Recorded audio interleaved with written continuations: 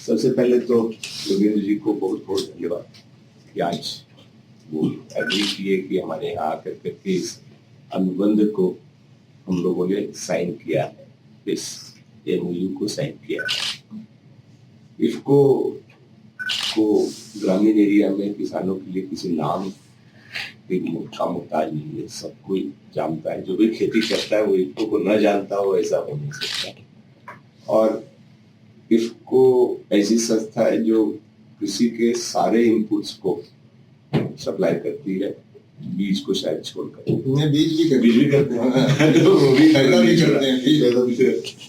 तो इसको हर भारतीय बीज सहकारी समिति का भी कुछ दायित्व दिया गया है, तो उससे भी बीज मिलेंगे। और अच्छी बात है कि ये कम्प्लीटली इंडिजिनस है, मेक इन इंडिया है, और इस सेक्टर में बहुत सारे विदेशी कंपनियां भी हैं। ये सक्सेसफुली उनसे कम्पीट कर रही है और किसानों को हेल्प कर रही है कई सालों, दशकों से। और मुझे गर्व है ये कहते हुए कि इसको हमारे कंपनी के ओनर भी एंड योगेंद्र जी हमारे बोर्ड के डायरेक्टर भी हैं, तो सीएससी को चलाने में भी इफको का और इनका मार्गदर्शन मिलता रहता है। तो जिस तरह से इफको ग्रामीण क्षेत्र में काम करता है, उस तरह से सीएससी भी ग्रामीण क्षेत्र में काम करता है। और जो भी ग्रामीण क्षेत्र में काम करते हैं उनके लिए कृषि से लगाव तो जरूरी है। इस तरह से इफको के साथ सीएससी पिछले कई सालों से काम कर रहा है, कई बिजनेस भी कर रहा है। लेकिन अभी तक बिजनेस कुछ एडहॉक वे में था। हमने कुछ एग्रीमेंट पास्ट में भी साइन किए थे और उसके साथ काम कर रहे थे। लेकिन हम लोग कोशिश ये कर रहे थे कि एक कॉम्प्रिहेंसिव बन जाए, जिसमें एक पूरा प्रोसेस बन जाए और जिसको हम फिर अपने बीएलई भाई बहनों के पास ले जाए और उनको बताएं कि इफको के साथ कैसे हर कृषि के हर क्षेत्र पे आप बिजनेस कर सकते हैं। तो गांव वालों को भी फायदा मिलेगा, किसानों को फायदा मिलेगा, बीएलई का इनकम बढ़ेगा। और इसमें अच्छी बात समय अच्छा इसलिए भी है कि पास्ट 1-1.5 साल से कई मंत्रालयों ने भी सीएससी को जिम्मेदारी दी है। जैसे मिनिस्ट्री ऑफ कोऑपरेशन ने दिया है कि पैक्स के साथ आप जुड़िए, पैक्स को सीएससी बनाइए, पैक्स को स्ट्रेंथन करिए, और हम लोग कर भी रहे हैं। इसी तरह एग्रीकल्चर मिनिस्ट्री ने भी अपने 10,000 एफपीओ के लिए सीएससी को इंगेज किया है कि उसकी वायबिलिटी और उसकी फंक्शनलिटी बढ़ाए। तो जब हम उनसे जुड़े हुए हैं तो हमने सोचा कि इफको से साथ के इन प्रोडक्ट्स को, इन सिस्टम को हम उन लोगों से ले जाए जो कृषि से डायरेक्टली जुड़े।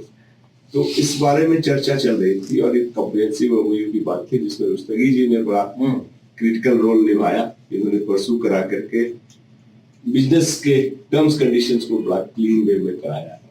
और इसके लिए हम योगेंद्र जी का बहुत बहुत आभार प्रकट करते हैं, जिन्होंने अपनी सहृदयता से जेनरसली बीएलई के इनकम के लिए कमीशन का प्रोविजन किया है। तो अब इफको के माध्यम से हम और सीएससी के लोग सब्सिडाइज, नॉन सब्सिडाइज दोनों ही प्रोडक्ट का ऑर्डर प्लेस कर सकते हैं, परचेज कर सकते हैं और इसको सेल कर सकते हैं। तो हमारी आशा ये है, हमारा विश्वास ये है कि इसके बाद हमारी टीम बीएलई के पास पहुंचेगी, इसको कि फील्ड टीम के साथ लेकर के, जैसा कि उन्होंने बताया कि उनका नेटवर्क काफी फैला हुआ ही है। तो दोनों टीम मिल करके ग्रामीणों को, किसानों को इसके बारे में बताए। एंड हम दोनों को ये विश्वास है कि इससे ग्रामीण क्षेत्रों में एक अवेयरनेस काफी तेजी से आएगा। दूसरा है कि इफको के जो प्रोडक्ट है तो इन प्रोडक्ट्स को किसानों को यूज करने को सिखाया भी जाएगा और अवेलेबिलिटी भी बढ़ाई जाएगी। तो हमने भी योगेंद्र जी नई टीम को भी अलाइन किया है। तो हमारी एग्रीकल्चर की टीम अब पब्लिसिटी करेगी, डिमांड जनरेशन करेगी, फुलफिलमेंट का काम जो ग्रामीण स्टोर वाली टीम है जो इस फील्ड में एक्सपर्ट है वो करेगी। तो हमने वो अलाइन किया है। तो आशा करते हैं कि आज से ये हमारे पुराने रिश्ते की एक नई शुरुआत है और ये कॉम्प्रिहेंसिव एग्रीकल्चर का इनपुट पैकेज जो एमओयू में भी लिखा हुआ, जो इफको के सूट में अवेलेबल है, इसको हम गांव में हर किसान तक पहुंचाने की कोशिश करेंगे। तो एक बार फिर योगेंद्र जी उनकी टीम को बहुत बहुत धन्यवाद कि वो यहाँ आए और we are expecting for a very good and bright future. आज बड़ा ही हमें सुखद अवसर है। मैं सीएससी के मुख्यालय में हूँ और आदरणीय प्रबंध निदेशक महोदय श्री संजय राकेश जी ने समय दिया और उन्होंने सहमति व्यक्त की कि हम लोग एक अनुबंध करके एग्रीमेंट एमओयू साइन करके आगे बढ़ें। तो ये मैं इसको ब्रॉडर पर्सपेक्टिव में देखता हूँ, ये देश के लिए और किसानों के लिए एक सुखद अवसर भी है।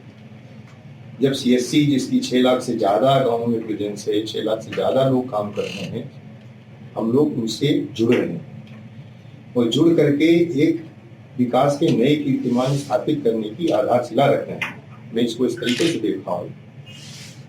देखिए, आज कृषि सभी की प्राथमिकता है और कृषि की जो सर्वोच्च प्राथमिकता है कि हमारे जो पर्यावरण में विषाक्तता हो रही है, रासायनिक खादों को ज्यादा डाल करके लगातार ज्यादा प्रयोग करके धीरे धीरे और ज्यादा उर्वरक प्रयोग करने पे भी उत्पादन घट रहा है। छोटा सा आंकड़ा आपको बताऊं, 1970 का आंकड़ा ले लीजिए, जब 1 किलो पोषक तत्व प्रयोग किया जाता था तो 18 किलो अन्न उत्पादन होता था। आज वो घट करके 3 किलो 4 किलो में रह गया। उस समय हमारी मृदा में जो ऑर्गेनिक कार्बन था, या मतलब धरती माता का जो प्राण शक्ति थी, ऑर्गेनिक कार्बन वो 1% था, घट करके 0.3 या कुछ जगहों पे तो 0.1 हो गया। आप कल्पना करिए कि अगर हमारी धरती माता की जीवनी शक्ति इसी तरीके से घटती रही तो आगे भविष्य क्या होगा। सभी लोग चिंतित हैं, पूरा विश्व चिंतित है पर्यावरण की समस्या से कि ग्रीन हाउस गैसेस का एमिशन बढ़ रहा है, एनर्जी कंजम्पशन बढ़ रहा है, एनर्जी को बनाने में बहुत सारी हमारी उत्सर्जन होते हैं जिनको सबको हमको झेलना पड़ता है। कोई ऐसा उपाय होना चाहिए जिससे ये उत्सर्जन कम हो। कृषि का भी एक महत्वपूर्ण स्थान है इसमें, ग्रीन हाउस गैस एमिशन में। उस ग्रीन हाउस गैस एमिशन को कम करने के सारे उपाय हमारी संस्था इफ्को ने किए हैं और जहाँ पे हमने सबसे पहले एक सीवीड एक्सट्रैक्ट सागरिका बनाया, बहुत ही सस्ता, बहुत ही सुलभ और सबसे अधिक गुणवत्ता वाला उत्पाद है और स्वदेशी विधि से स्वदेशी वैज्ञानिकों ने इसको डिजाइन किया है। CSMCRI भावनगर के वैज्ञानिकों ने इसको डिजाइन किया है। उसी आधार पे बड़े पैमाने पे सीवीड की हम लोग कल्टीवेशन करके सीवीड एक्सट्रैक्ट को बना रहे हैं अपने देश में और 28% टोटल सॉल्युबल सॉलिड के साथ ये उत्पाद शीर्ष पे है। विदेशी कंपनियों के जितने उत्पाद किसान भाई खरीदते हैं, कम से कम उनको 800, 1000 या 1200 रुपए खर्च करने पड़ते हैं, लेकिन वो गुणवत्ता नहीं मिलती। उसी श्रेष्ठ गुणवत्ता का हमने ग्रेन्यूल भी बना दिए, सागर का ग्रेन्यूल। सभी तरीके के जैव उर्वरक आपके पास है, सभी तरीके के बायोपेस्टिसाइड है, जो भी जैविक कृषि रसायन है, चाहे वो रोगनाशक हो चाहे कीटनाशक हो, वो सब आपके पास आने वाले हैं। सभी प्रकार के दूसरे जो वाटर सॉल्युबल फर्टिलाइजर जिनको बहुतायत में किसान भाई प्रयोग करते हैं, वो सब आपके पास आने वाले हैं। और अभी इस सदी का जो नवीनतम उत्पाद हुआ वो हुआ नैनो उर्वरक। इसको हम लोगों ने परिश्रम करके किया है। माननीय प्रधानमंत्री जी की प्रेरणा थी कि धरती से यूरिया के रासायनिक खादों के प्रयोग को कम करना है, तो हमारे प्रबंधन ने इस ओर ध्यान दिया और हमने 2019 में इसको बनाया। 2021 में हमको भारत सरकार ने अनुमति दी, हम इसका व्यापारिक उत्पादन करके इसको वितरण कर सकते हैं। नैनो यूरिया पहले हम 4% के लाए। किसान भाइयों की ये मांग थी कि इसको और थोड़ा सा प्रभावशाली करना चाहिए, तो हम उसी कीमत में आज 20% का नैनो यूरिया प्लस के नाम से बाटल देते हैं, जो बहुत आसानी से 1 बोरी यूरिया कम से कम रिप्लेस कर सकता है। यानी हम टॉप ड्रेसिंग का जितना भी यूरिया खर्च करते हैं खेत में, उसको सबको बाई कर सकते हैं और उससे अधिक उत्पादन, उससे अधिक गुणवत्ता वाले उत्पाद और रोग और कीड़ों का प्रकोप भी कम होगा। ऐसे लाभ हम प्राप्त कर सकते हैं और सबसे बड़ा लाभ होने वाला है पर्यावरण का। वो कैसे? जब 100 किलो यूरिया आप अप्लाई करते हो तो केवल कम से ज्यादा 15 किलो मिल सकता है नाइट्रोजन। जो 85 किलो भाग है वो या तो हमारी जमीन को प्रदूषित करता है, जमीन की जीवनी शक्ति को कम करता है, या हमारे पेयजल को प्रभावित करता है। नाइट्रेट नीचे लीच होता है, उससे पेयजल प्रभावित होता है। हमारे देश के बहुत सारे जनपदों में पेयजल में नाइट्रेट की मात्रा मानकों के विपरीत कई गुना ज्यादा है। यानी कई तरीके के जो रोग उत्पन्न हो रहे हैं पेट के या और, नाइट्रेट का अधिक कंसंट्रेशन उसके लिए उत्तरदायी है। हम लोग दिल्ली में बैठे हुए हैं, कम से कम 2 महीने 2.5 महीने पर्यावरण की स्थिति आप देख रहे हैं। जो वायु में प्रदूषण होता है, ये जो 85 किलो बचता है वो क्या करता है? या तो वायु को प्रदूषित करता है, जल को प्रदूषित करता है, हमारी भूमि को प्रदूषित करता है। आप डीएपी एनपीके डालते हो, फास्फेट और पोटाश तो 15-20% ही मिलता है। यानी एक तरह से देखा जाए इन सब समस्याओं का खात्मा है। अभी nano urea plus 20%, nano DAP 8 और 16, इसके बाद हम अभी एनपीके भी ले आए, उसका रखा हमने 20-10-10। वो अभी हमारे सरकार के पास विचाराधीन है। जब उसकी पंजीकरण हमारी हो जाएगी तो हम नैनो एनपीके भी किसान भाइयों को देंगे। नैनो जिंक भी हम ले आए हैं, 100 मिलीलीटर की बाटल ही पर्याप्त है। नैनो कॉपर भी ले आए हैं, वो भी 100 मिलीलीटर की बाटल ही पर्याप्त है।